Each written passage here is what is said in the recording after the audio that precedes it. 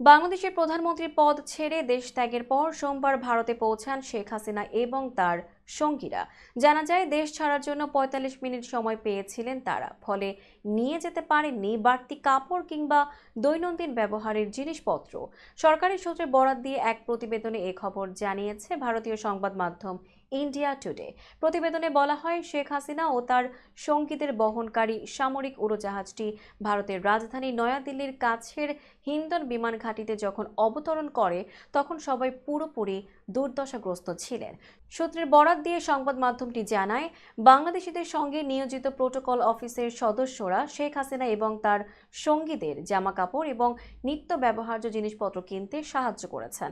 প্রতিবেদন মতে, ভারতে আসার ৪৮ ঘণ্টা পরও শেখ হাসিনা ও তার দলটি বিমান ঘাঁটির কাছাকাছি একটি নিরাপদ জায়গায় অবস্থান করেন। সূত্র জানায়, অন্য কোনো দেশ আশ্রয় না দেয়া পর্যন্ত শেখ হাসিনাকে থাকার অনুমতি দিয়েছে ভারত।